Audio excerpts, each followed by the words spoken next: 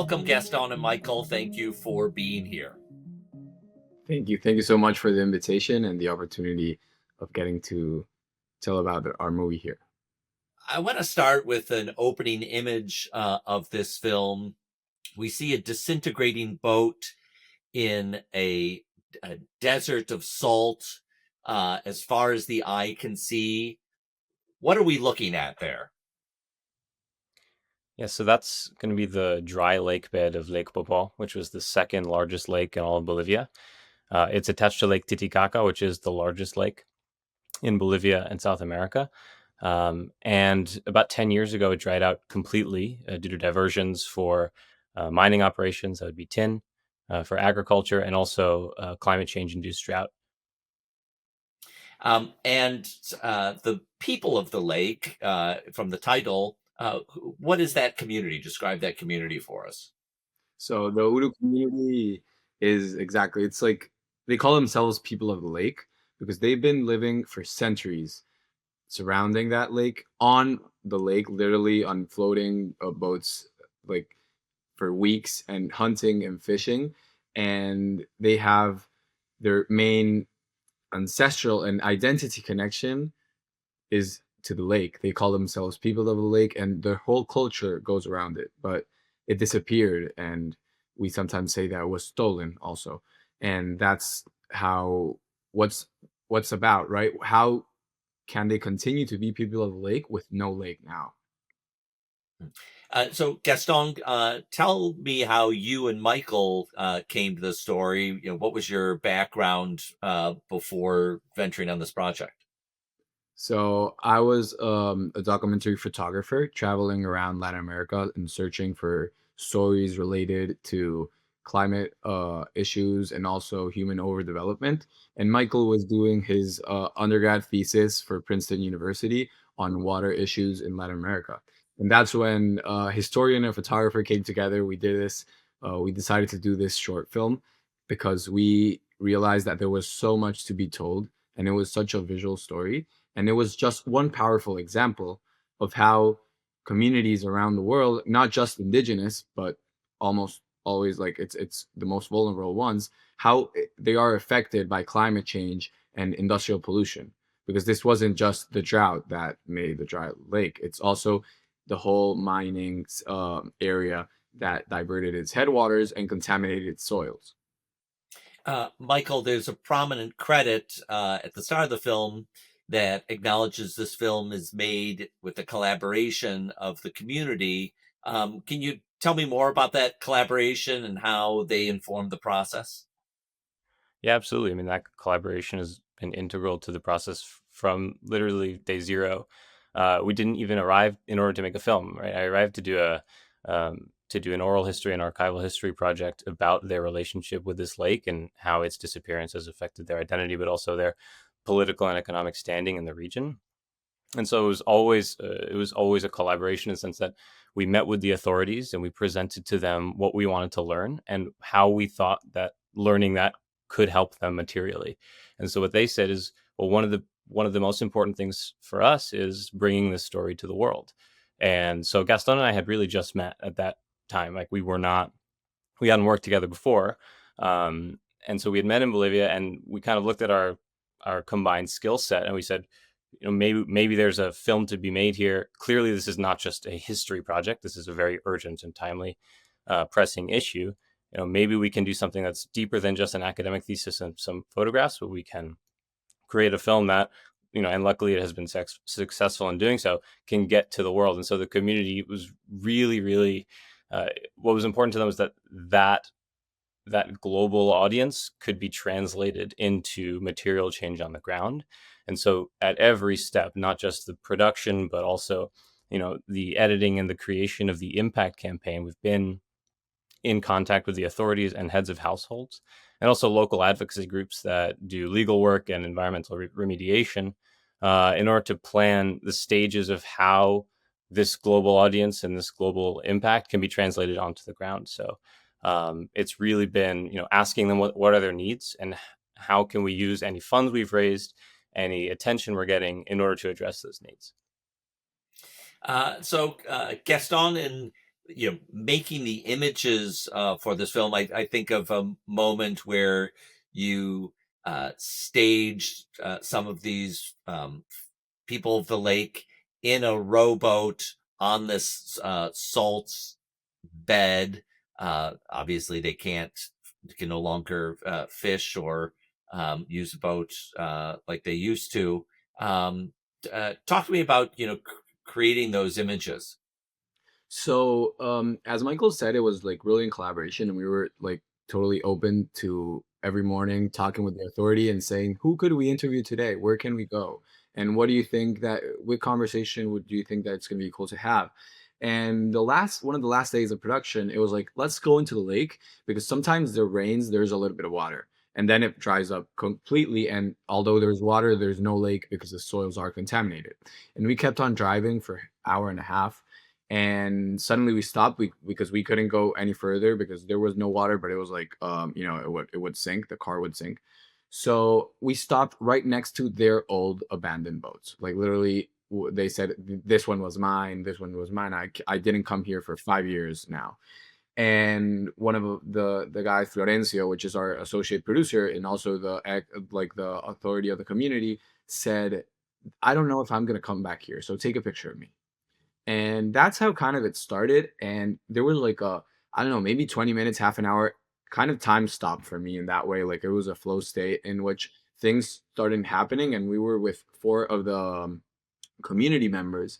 And suddenly other gets on the boat. And I was like, oh, stay there. It's a great shot, you know? And it's like, and kind of organically, the four of them were on the boat. And one of them says to each other, start rowing. And I was like, wow. And that was like kind of the moment that I knew that that was the shot of the film that represented the best because of the surrealism that it looks like water, but it's not. And also what it represents for them. So it was kind of organically, and it wasn't the first time that they've been in front of a camera. So they were also really into the project in understanding that it wasn't that we were helping them, but also they were helping themselves and much other communities through the possibility of sharing this story to the world. So they were really committed with this. So it was like pretty organically how suddenly it was that. And well, that was also my call to say like, hey, stay there for a little bit longer so I could also do the stills and the recording. And I'm really happy that that's kind of the images that go around the most because it's the most powerful for us first when we saw it, right? That when we like the feeling of being there and seeing that and saying like, wow, this is incredible how haven't been there here for so long. They are here now. They don't know if they're going to come back, but what this represents. So I made my best to capture it on tape. Mm. Michael, tell me about the community today, of their livelihood that they had known for generations is gone. How big a community is this, and what's happened to them since 2016 when the lake disappeared? Yeah, so the Uru Indigenous Nation has communities. So there's three principal communities that are of Lake Popo that call themselves Qotzuñi and that have lived, like as he said, on these floating islands of reeds. So these were native reeds to the lake, and they would put them together in order to make floating homes. And so they lived that way for centuries. You can look back when the Spanish arrived. They said, "Oh, there's these Urus. They live on this lake, in these floating islands, and we can't reach them." But 10 years ago, when the lake disappeared, of course, they had to move to dry land, and they don't have land for agriculture. And so the main way that they sustain themselves, unfortunately, now is by working in those very mines that have diverted and contaminated the waters of Lake Popo. So that's a very dark, ironic reality, that the men of the Uru community have to work in those same mines. There's also been a lot of out migration because of lack of food security and lack of job opportunities. Because they used to sell the fish to local communities, and of course they can't do that anymore. And they used to eat the waterfowl. Of course they can't do that anymore either. And so it's been a very dire economic and cultural situation. The three communities total about 1,500 members between the three of them. That's Punyaka, Tinta Maria, Bilanieke, and Yapayapani are the three Uru communities of Lake Popo. And they don't even have their own municipal status, in the sense that they don't represent themselves in the regional government. They are part of the nearby municipalities, and that's another big point of advocacy, that they're trying to reach that municipal independence. Gaston, you've been showing the film at festivals around the world. Have you had the chance to bring the film to Bolivia yet?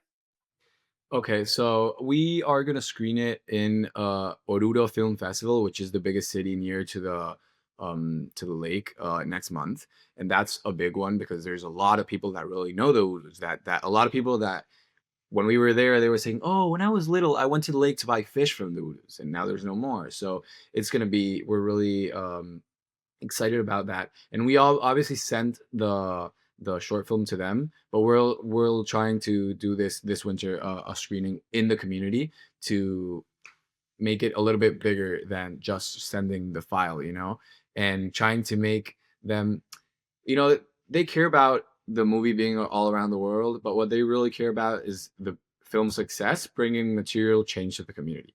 And that's what our focus is now. We're now beginning stage 5 of help with the community. We made, like, through the film and the documentary photographies that have been exhibited worldwide, we were able to fundraise 2 years in the project. It wasn't at the beginning. This was a no budget project. It started, but well, now we had the possibility to bring this material change and funding a lot of family businesses that Michael is was talking a little bit about. That there you have the men that work in the mines, but there's a lot of family businesses that try, to alternatives, and we're trying to fund the economic sustainable development of the community with natural medicine businesses, art crafts, that it's now the biggest income for the community. Also, school supplies, trying to make some grants for projects to build within the community and not be us the ones that say, oh, you should do this. No, it's like those family businesses that already exist or that are like willing to exist to give that support. And that's what the community cares about much more than the film itself. But we understand that the film is why we're able to do all this. So it's like a synergy, a really interesting synergy between the photography and the documentary and the material change and impact projects that we're carrying out now. Michael, you came to this from a background in academia. I wonder what you have found with the power of documentary storytelling that that is complementary or different from the training that you had as an academic. Absolutely, it's I think very complementary, and it occupies a space that that academia always can't always occupy, and that's really reaching a global audience. Right? So I did write a history thesis about the Uru community, but unfortunately, I think only a couple people have ever read it and ever will read it. Right, but whether it's the thousands or hopefully many more people who have seen Qotzuñi have really been introduced to this topic. And it's not just that our 13-minute documentary is telling them everything that they need to know about the Urus and Lake Popo. It's really that what we have created here is a very emotional, more so than informational, um, uh, portrayal of what this community is going through on a very personal and family level. And that is the loss of the epicenter of their cultural identity. And so by kind of hooking people in with that emotional story, we're able to have them ask, okay, like maybe we didn't answer every question. How exactly did the mines cause the lake to disappear? But we have all those answers. And we have people saying, okay, how can I learn? How can I contribute to be part of the solution? And then we say, okay, well, we have this impact project. Well, if you want to read more, you have all of this research that we've compiled. So in a way, where academia is so important in understanding how we got to now, the role of documentary, like I said, it's not a history project, but very much a today project to get people to understand what academics have uncovered. And I think that those two things are extremely important. And then there's the importance of legal advocacy, which is also something we're trying to generate with on the ground lawyers and also international resources. So it's kind of all three of those things happening at the same time that I think are all invaluable to the process of building a solution within the community. Well, Michael and Gaston, this film is extremely memorable for only being 13 minutes long. I thank you very much for the film, and thanks for your time today. Thank you so much. That was our goal, making a short that really stays with people and doesn't answer a lot of questions, but brings, you know, brings more questions to it and gives you the possibility of thinking that this is just one example that happens all around the world. It's kind of a call to action. So we're really happy to get to share this with broader audiences. And thank you so much for the invitation. Thank you, My Tom. pleasure. Bye. Thank you so much.